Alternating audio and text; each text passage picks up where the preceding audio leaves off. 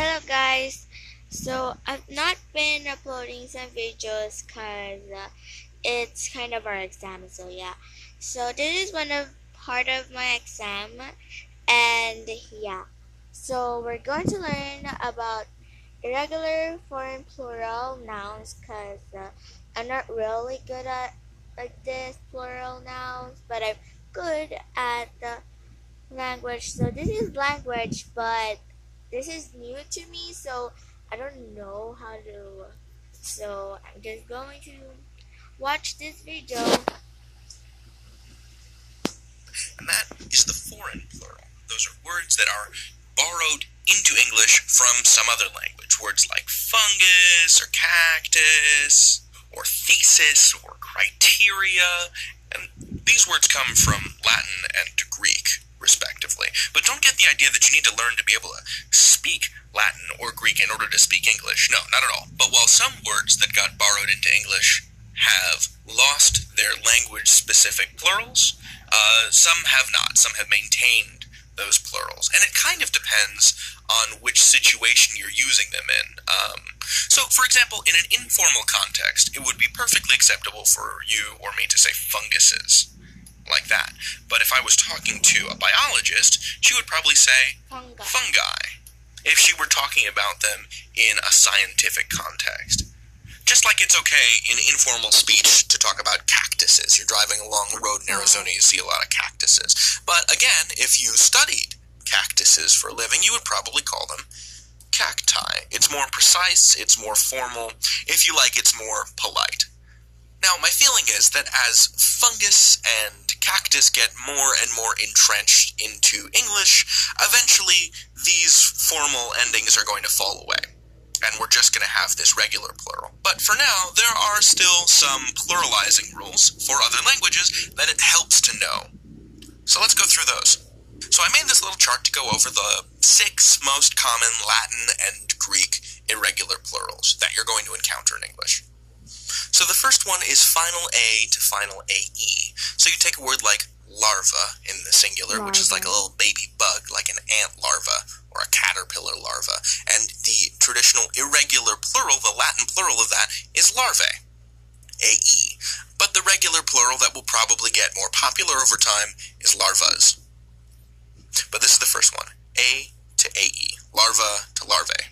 Just like antenna becomes antennae. Secondly, the ending changed from final US to final I, which we find in a word like fungus is the singular, and then the irregular plural of that is fungi. Sorry about this again.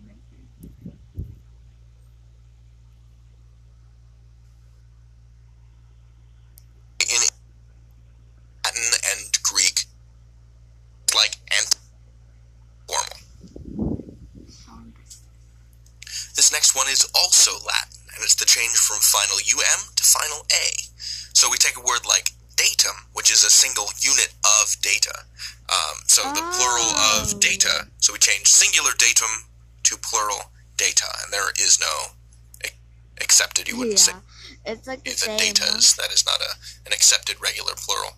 I think what's going to happen instead is that datum is going to fall away. But again, it hasn't really happened yet, not in a formal context anyway. This next one is also Latin, and it's final EX or final IX to final ICES. So if you take a word like index or matrix, the plural of that is not indexes, but indices. Indexes is, again, the informal regular plural. But indices is the more formal irregular plural. Likewise, matrices.